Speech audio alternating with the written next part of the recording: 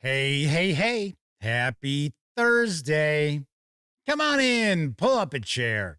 The Gaming Gang Dispatch is in the air.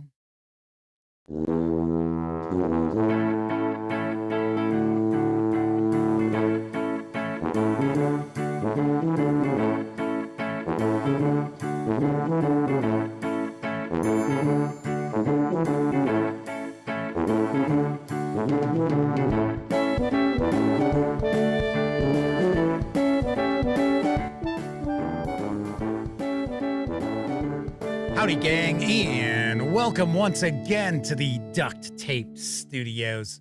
I'm Jeff McAleer, your host here at the Gaming Gang Dispatch, brought to you by, interestingly enough, thegaminggang.com, of which I happen to be the founder and editor-in-chief. So welcome aboard, everyone. Tonight is Thursday, October 9th, 2025. This is a live show 1247. If you're not overly familiar with the show, let me point out, super casual around here. Just hanging out, talking about the latest in tabletop gaming news. Then I will normally take a first look at a game, which I'll be doing tonight.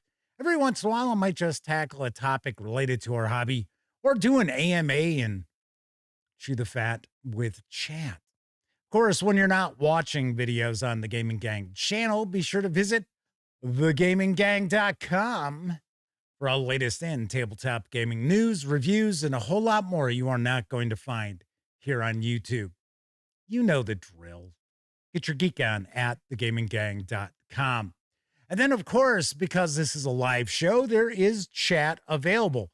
Now, you must be a subscriber to the channel for at least an hour before you can take part in chat. But if you check that box and you want to say howdy, maybe got a question, a comment, by all means, chime in. I will do my very best to respond. First out the gate tonight is Keithulu. Sean O'Donnell's with us, as is Wallona's Cave, Mike, and Shanbot V42. And I will guess the lovely and talented Miss Sarah D might be with us this evening. Speaking of this evening, I am going to be taking a first look at Old Gods of Appalachia, Dig Your Own Grave from Monty Cook Games. This is the first, I believe this was the first hardcover supplement for Old Gods of Appalachia. In fact, funny enough, I think it was yesterday, or maybe it was earlier today, Monty Cook Games just announced they've got another hardcover coming out. So I will actually probably have a news piece next week, probably on Tuesday's show, to get a little more info about it. But this is what we're going to take a look at tonight. Stay tuned, because I am going to be giving away a copy of Dig Your Own Grave in PDF to a lucky viewer. That's right, I'm trying to run as many contests as I possibly can toss out there with the live show. So we've had a contest each night this week, which would be 3 episodes, which is what I do, right? Since I'm not doing this every day. You might be thinking, well, wait a second, Jeff. This is a supplement for Old Gods of Appalachia. I don't own Old Gods of Appalachia. Why would I want to get into the running to win a copy of this? Well, I'll tell you what, because I will not only give away a copy of this in PDF, I will also give that lucky viewer a copy of the rule book for Old Gods of Appalachia in PDF as well. So there you go. 2 PDFs. A little bit of a different contest tonight, too. I will talk about that a little bit later. J-Man is with us tonight. Welcome. Said it's morning in their time zone. So good morning to ya. All right, let's jump on into the news, because now available in stores is The Art of Kobold Press. Here's the latest. Presented for the first time in one beautiful volume, The Art of Kobold Press is an essential addition to the library of fantasy art lovers everywhere. Carefully curated by Kobold Press art director Mark Radley, I think it is. This collection features the best art from the past, present, and future of Kobold Press, created by some of the most celebrated fantasy artists in the business, including, and I apologize if I mispronounce any of these names, Diane Franco, Brian Simey, William O'Brien, and Aaron Miller. I guess those were easy. So maybe I got Brian's name wrong. But that's not all of them. There's more. More than a visual experience, the art of Kobold Press is bursting with anecdotes, behind-the-scenes sketches, and commentary from Kobold Press staff.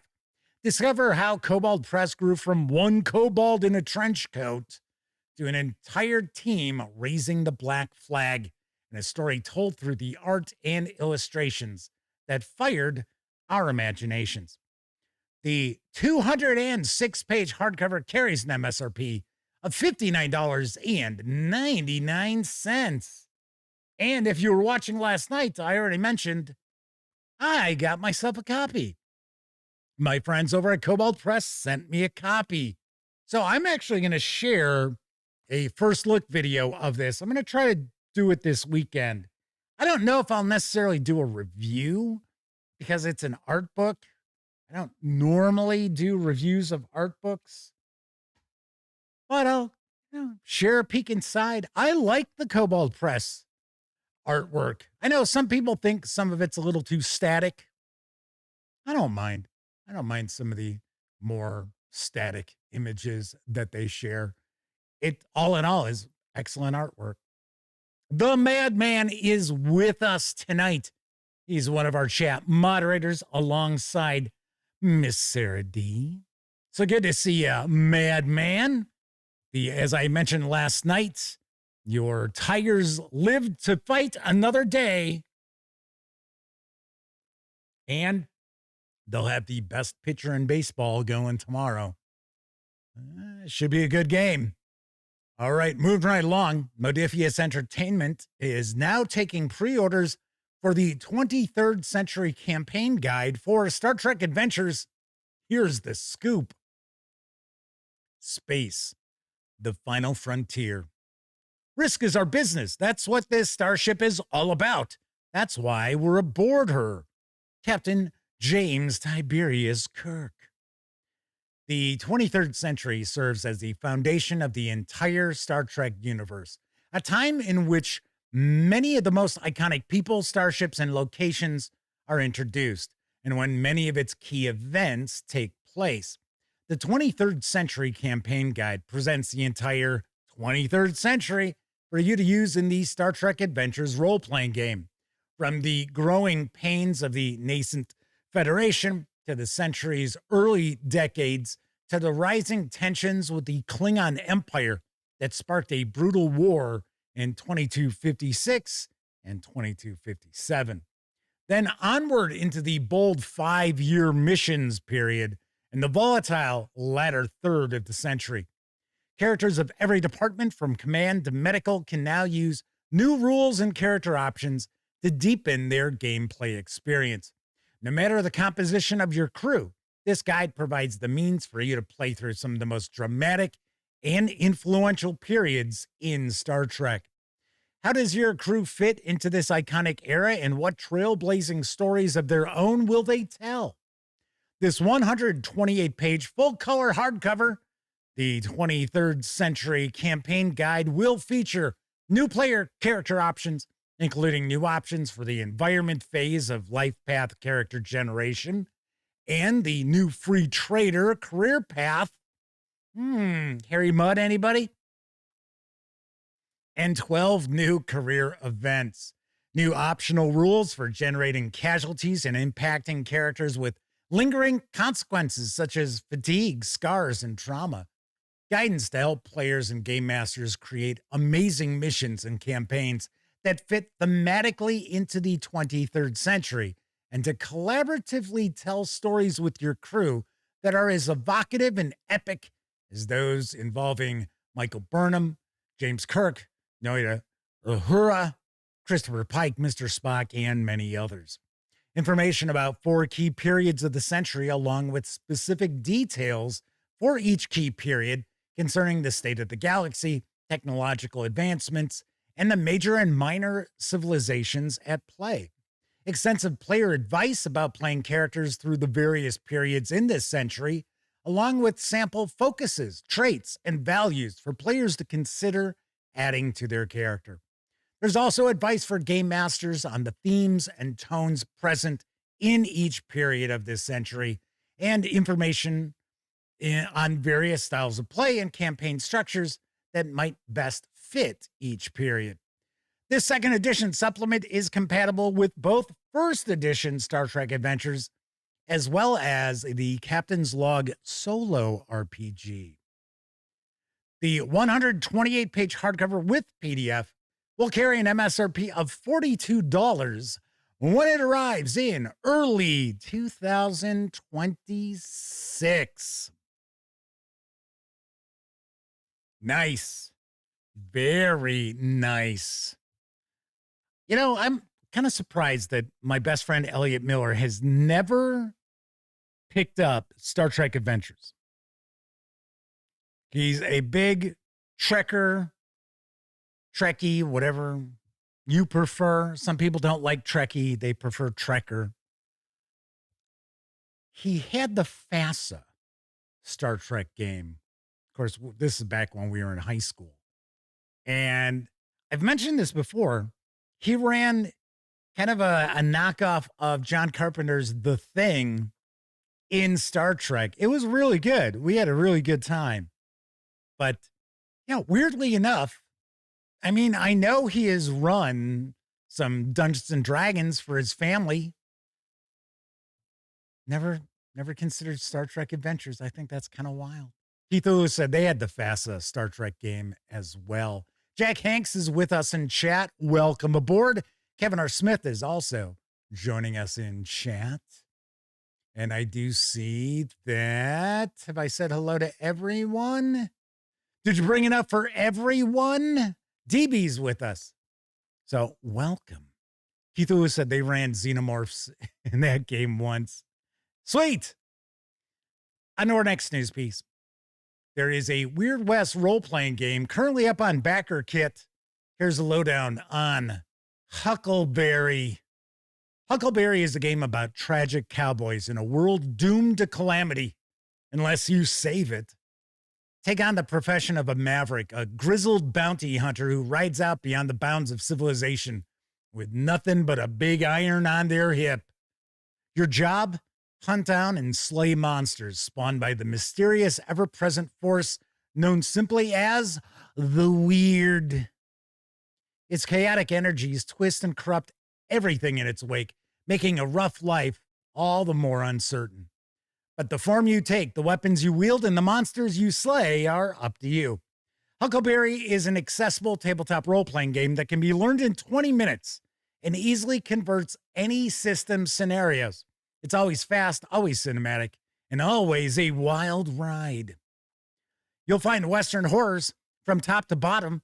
Huckleberry was inspired by iconic Westerns like Tombstone and A Fistful of Dollars, mixed with the folkloric dread of Hellboy and Lord Baltimore. Track down and investigate horrifying aberrations, all while navigating bar fights, train robberies, and high noon showdowns. Huckleberry avoids tracking tedious details and simulationist structures.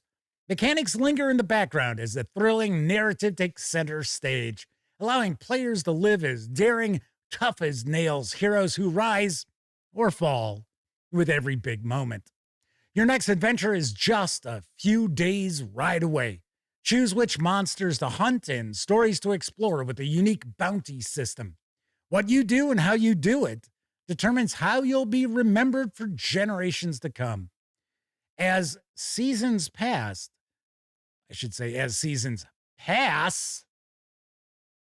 not past. Womp womp. The world around you changes.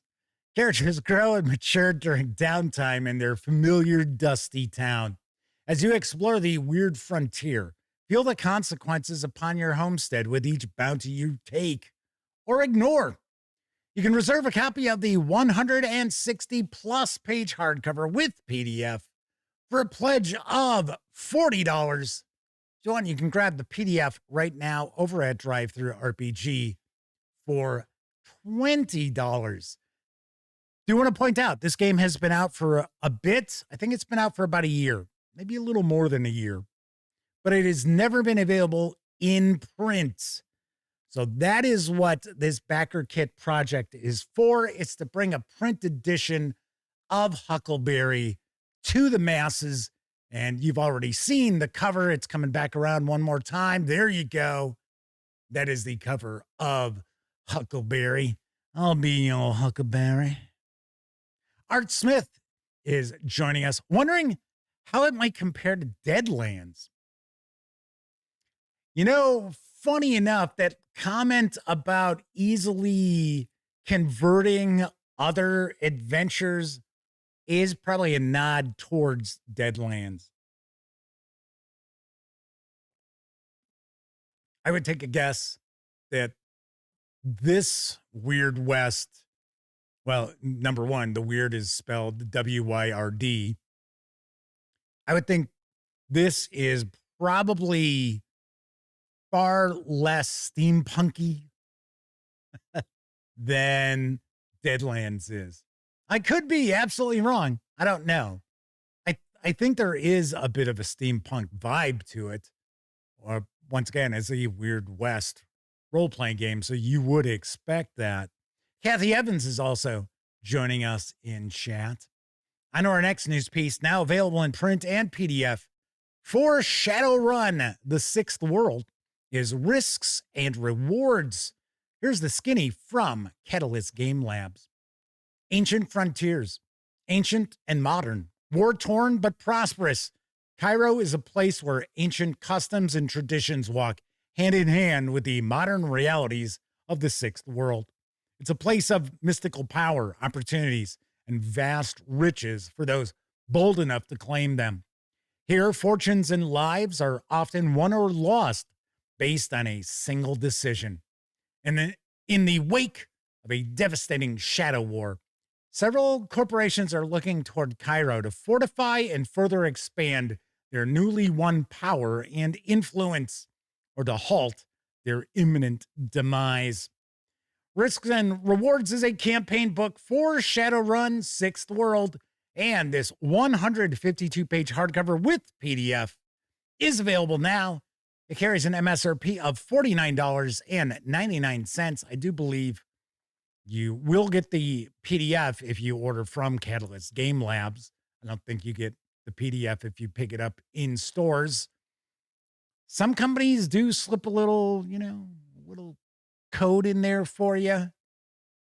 Others don't. Others make you order from them to get the free PDF. But if you just want a PDF, well, you can take care of that over at Drive-Thru RPG for $19.99. Every once in a while, I'll throw Shadowrun a bone.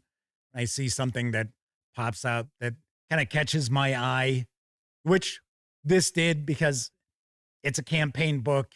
It's a new area. So it is Cairo during the Sixth World. I thought that sounded kind of interesting. So there you have it. That is available now. Something else that's also available now, following a successful crowdfunding run, Goodman Games has released Original Adventures Reincarnated number 9, Caverns of Thracia, for both Dungeon Crawl Classics and 5e Dungeons and Dragons. Although, funny enough, I don't think the Dungeon Crawl Classics edition is being called an Original Adventures Reincarnated because it's for Dungeon Crawl Classics. The Original Adventures Reincarnated are statted for Dungeons and Dragons. I saw some people online where they couldn't understand why it's not Original Adventures Reincarnated for D&D, and then it's also called that for Dungeon Crawl Classics. I figured it out. Well, here's what I know. A mega dungeon for characters levels 1 through 10. 1,000-year-old dungeon mystery waiting to be solved. The end of one empire sees the birth of a new one deep within the earth. Born in the forgotten chambers and caverns of age-lost Thracia, rises a formidable foe, the Minotaur King, along with his hosts of dog folk, gnolls, lizard folk, and others.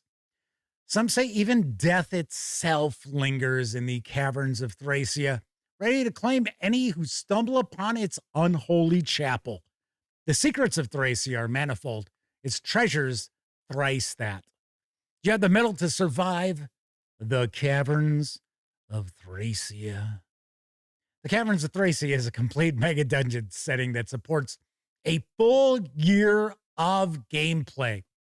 Takes characters from levels 1 through 10.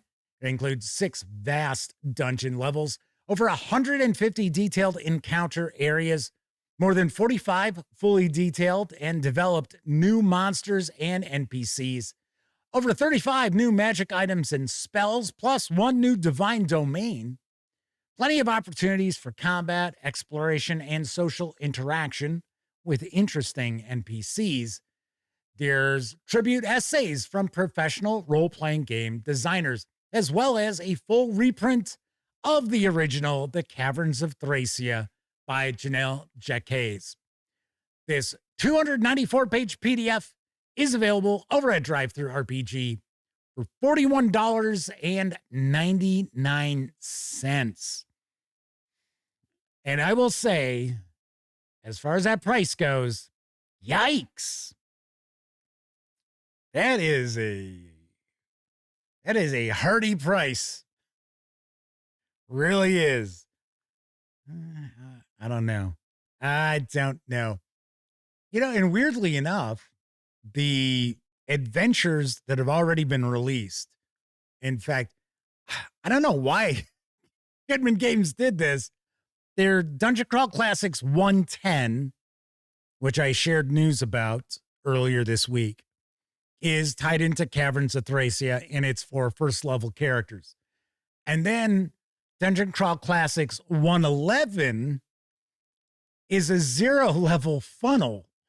It's like, wait, what? Shouldn't you have done that in other way? Anyway, what I was going to say is those are priced, like we're used to seeing from Goodman Games. I don't know. I will say, good luck finding this in print. So it will probably not be easy for you to find the Caverns of Thracia for either Dungeon Crawl Classics or 5e D&D, seeing that I thought it wasn't a backer kit that they did. They were just going to print as many copies as there were orders for, and that was going to be it. I would like to take a peek at it, though. I've always heard great things about the Caverns of Thracia. I thought there was another edition for, I think it was 3E D&D, kind of a revised edition. But I don't think it came out from Judges Guild. I think it came out from, don't think it would have been TSR. I don't know. I mean, I could be completely wrong. Maybe there wasn't. Maybe it's only the original, like, late 1970s, early 80s, The Caverns of Thracia, and then this. Like I said, but for some reason, I could have swore there was a revised edition that came out. Not recently. DB says they thought it was just the city state of the Invincible Overlord they're just printing for the pre-orders. You could be right. You could be right on that. DB says they think Thracia was the one that had the unusual print run. They're not sure. Yeah, once again, I'm not positive either.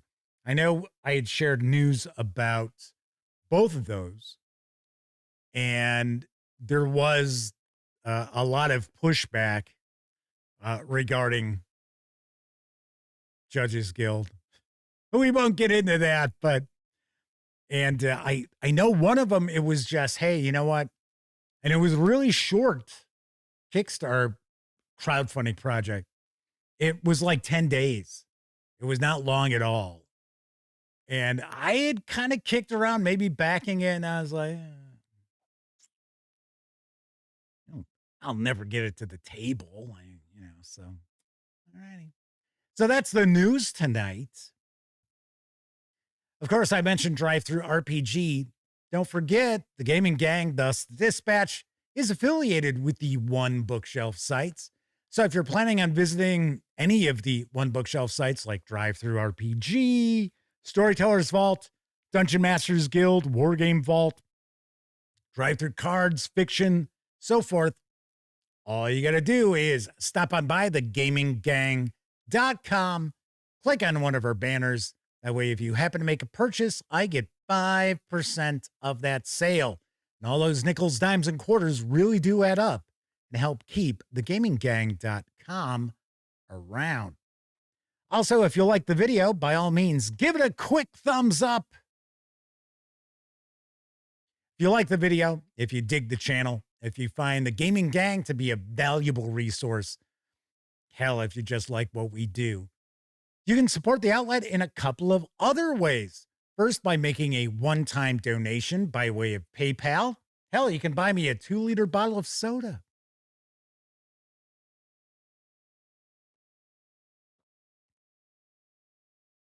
Ooh, that's good.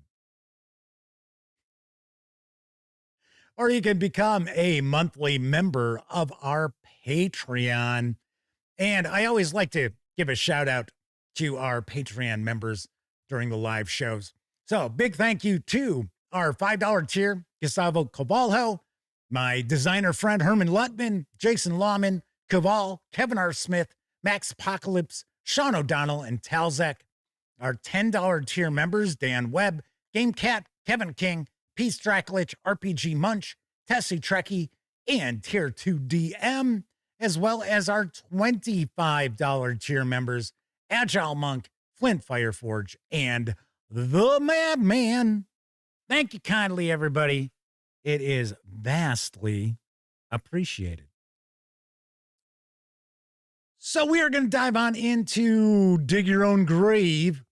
Maybe I should say it like dig your own grave. Like I always do when I share news pieces from Onyx Path Publishing. They came from beyond the grave. I'm trying to, get some spooky stuff out there for you. It's the spooky season. It's Halloween. It's 8 more days till Halloween. Halloween, Halloween. 8 more days till Halloween. Silver Shamrock. Hate that movie. Hate that movie. Anyway. So if you're tuning in a little bit late, I am going to be giving away a copy of Dig Your Own Grave in PDF to a lucky viewer. And because this is a supplement and you more than likely would not have Old Gods of Appalachia, I'm going to also include a PDF of that as well. Mike asked, Jeff, again, could I get that for a ringtone? All you need to do is just wait till tomorrow when the video is gone through all its processing on YouTube, and just play it back. Just play it back. Yeah, make the song you just sang. I'll actually get the background music from Halloween 3. Play that. The Madman says, oh my, I just watched that movie yesterday. Not sure why. That's pretty bizarre. That's pretty wild. So let's talk about the contest before we dive on into our first look. So I'm going to make this a bit different, and I'm going to take a wild stab. There will not be a whole lot of people taking part in the contest, so your odds are going to be pretty damn good to be the winner. So what I'm looking to do, so the contest is going to be send me a screenshot of any of your social media accounts where you share the Gaming Gang. And it could be, oh, hey, if you've never checked out the Gaming Gang, I really like the channel or I really like the website, whatever. It could be on X, it can be on Facebook, it can be Blue Sky, it can be any social media website out there. Send me a screenshot once it's been posted. And you can send that screenshot to Jeff McAleer at thegaminggang.com. If for some reason you forget what it is, just go to thegaminggang.com and click on the contact link. You'll find my email address there. So I will announce the winner on Tuesday's show. So rather than the first two contests we did this week, where you essentially had a day, this will give you some time. This will give folks some time out there to get into the contest. I don't want to do the same exact thing every contest, because then people start to realize, well, he just asks you to comment on the video. I don't even need to watch the video. Why should I bother doing that? Straight Kismet and Russell Higgins, as well as Anabasis, are both with us tonight. I believe Anabasis might be a first-time visitor with us. So welcome aboard. Feel free, kick back, enjoy. DB says they need a melty jack-o'-lantern emoji or a silver shamrock.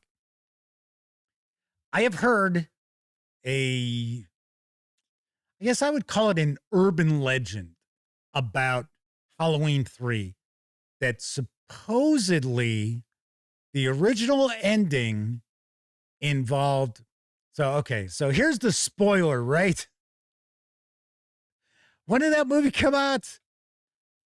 Funny enough, Ellie and I both went and saw it, and it came out on my birthday, because my birthday is October 24th. And if I remember right, I think the movie starts off and it's 7 days till Halloween. And they keep seeing these commercials on TV. That's where I sang the little song. 3 more days till Halloween, Halloween, Halloween. 3 more days till Halloween, silver shamrock. And they're selling masks. They're selling Halloween masks. And if you're not familiar, the Halloween masks are supposed to kill the kids. And they find out. So it really has absolutely zero to do with the first two Halloweens. And I guess that was the only way that John Carpenter would allow them to make a third Halloween film. He said, no. It came out in 82? That really? Well, let's see. Halloween was what, 78? See, I would have thought Halloween 3 would have been like 1984, like Kevin R. Smith originally said, 83, 84. Wow. Wild. So that would have been let's see. That would have been my sophomore year. Huh. Pretty wild. Pretty wild. DB says they remember seeing Halloween featured in Fangoria and their friends, and they were all, man, that looks so dumb, but went to see it.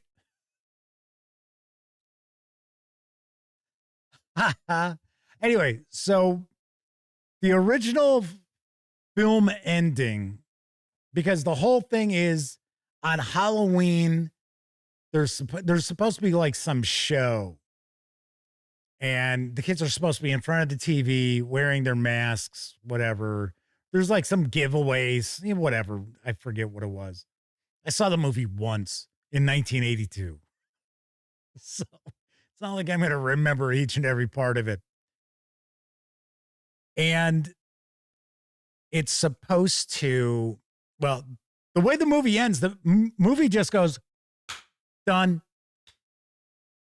So they're trying to, the one guy who's found out what's actually happening, he's calling the networks and he's begging them, no, don't run that commercial or whatever the giveaway. Don't run it. And there's one final network he's trying to get through to. And then the screen just goes blank. And then there you go. There's the credits. And it's like, okay, so you're not sure, was he able to stop them or, what? So supposedly the original ending doesn't show like anything bad happening to the kids, but you hear all these kids screaming. And then it fades to black. And I guess, like I said, I think this is like an urban legend because I've also seen some things over the years from people involved with the film who said, no, that was never part of the movie. And then other people say, yeah, it was part of the movie. So I don't know. But they said, yeah, that was a little too intense. As far as, okay, so it's supposed to be like millions of children all dying. Because it was supposed to, they show what's supposed to happen with the masks. And they're like witch masks and jack-o'-lantern masks. And it just kind of like implodes. It's like, DB says it's like Videodrome. I like that movie, though. I thought that was pretty trippy. I've always been kind of a David Cronenberg fan from way back, although I did not see his most recent movie. So, yes, once again, like I said, is it true that that's how the original ending was? I don't know. I don't know. W4 says, wouldn't surprise them. They remember the kid's death in assault on Precinct 13. We used to have, I was talking with, I've actually had this discussion with a few people. I think I've even mentioned it before during one of our random musings portions. Movies from the 1970s, especially late 1970s, from about 76, 79, they took no prisoners. Nowadays, it's like that's why it was like such a big deal. With people got really upset that in John Wick, his dog gets killed. It's like, man, in the 70s, there were way worse things than that going on in movies. Just like, even like the news. You'll see the news, they'll say, oh, yeah, the following images might be too graphic for some viewers. I remember as a kid when Carl Wolenda fell off of a tightrope between two buildings. I think it was Mexico City. And they actually showed it on the news. And I remember as a kid, brace yourself, watching him go. The camera followed him down. He hits the street and he actually bounced up into the air. You didn't actually see him hit. I think there was a car that blocked it, but you saw his body bounce up into the air. That was on the news. And I remember it wasn't that long ago. I was having a discussion with somebody and I mentioned that we were talking about how it's like some of the things that were in movies and TV shows and the news and that you would never see. And I'm not just talking about some of the racial stuff, like, Blazing Saddles. No way. No way could that movie be made today. And the thing is, Mel Brooks made fun of everybody. Everybody got it in Blazing Saddles. Everybody. But anyway, we were talking about just, the weird stuff that we remembered as, smaller kids, in our teens and stuff.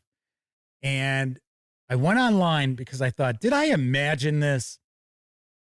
Because that is the thing. When you're a kid, you remember something one way and then it turns out something different, right? Like I remember when I was 30, for my 30th birthday, we went to Disney World. My brother, Elliot, and I went down. We just went down to Florida. That was one of the places we went. And I remember thinking, wow, this place is tiny. But as a kid, when we used to go down there practically every spring, it was like, oh my gosh, this is massive. It wasn't like I was 4 years old. I was like 12. Hey, here comes another spider. All right, all right, there he goes. He's zipping on down. There you go, buddy.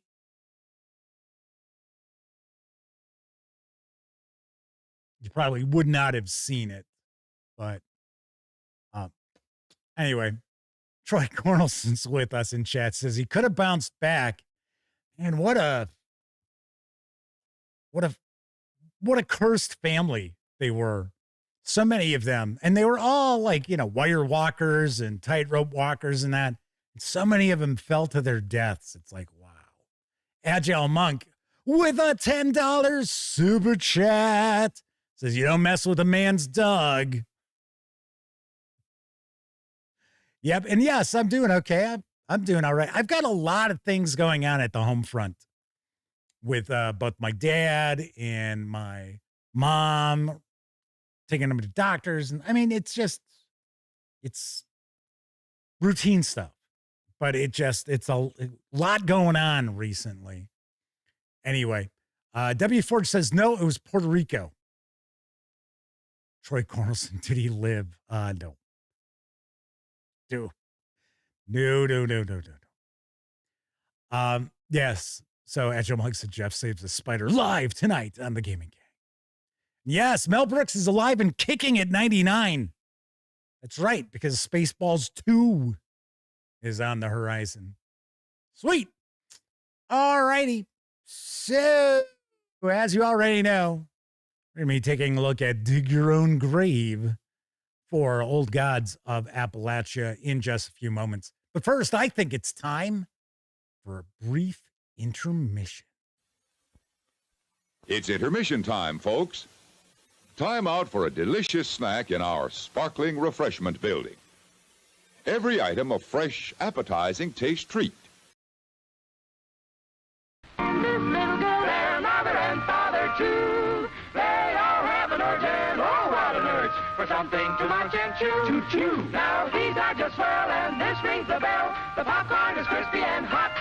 Then others again have a terrible yen for a drink, then hits the spot. Go. So if you want candy, the lobby is handy. A counter with sweets and a crew. With your kind permission, we'll have intermission. We're ready to serve all of you. Halloween's coming. What are you going to do about it?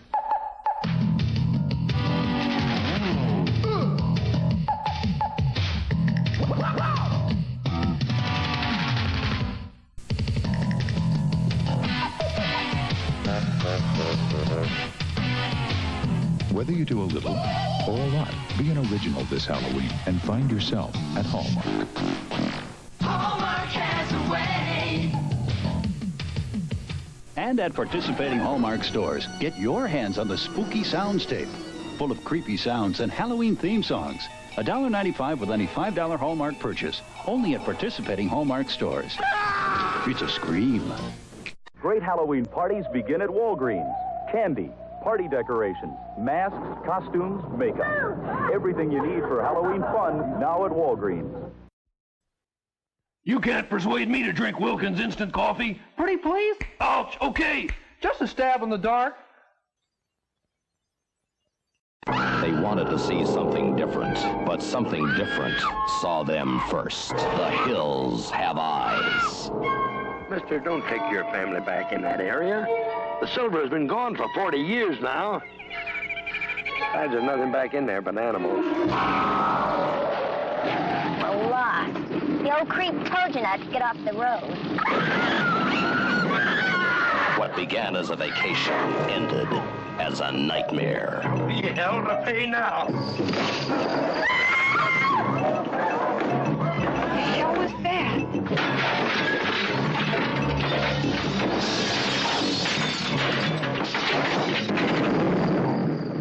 And the light She thought she knew what the world was all about.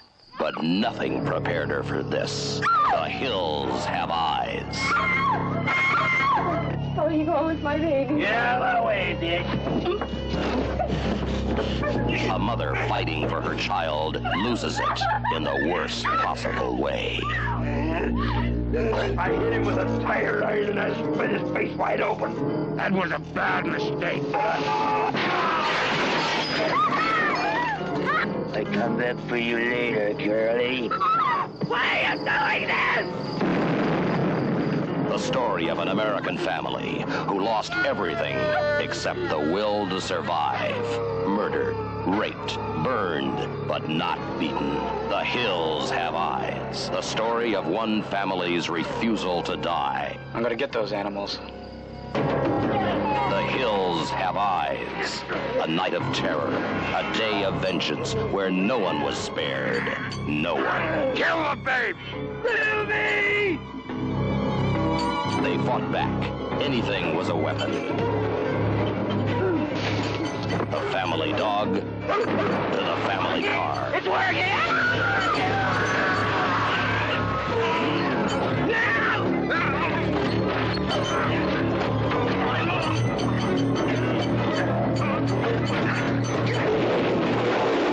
The Hills Have Eyes. The most shocking, terrifying film you will ever see, by Wes Craven, writer and director of The Last House on the Left. The Hills Have Eyes. The lucky ones died first.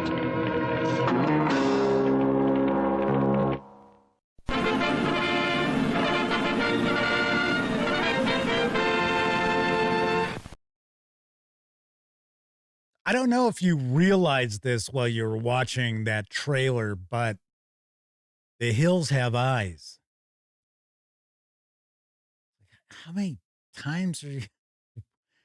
They must have been sitting there. The guy's like, wow, look at this special effect. I got these eyes. They can get like, wow, like 3D coming out of the screen.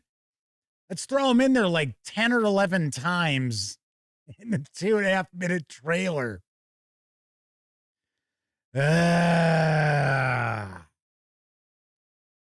Straight Kismet says, seeing the Halloween intermissions remind them of a time with their friends where spooky was cool for at least a month, where Madman could run free for a night and Jeff wouldn't get a ticket. He says, yeah, they want to make sure you remember the name of that movie, man. And it is a pile of shit. I remember seeing that. And man, it's somebody remade it not that long ago. I was like, seriously? Really? It's like, okay. All right.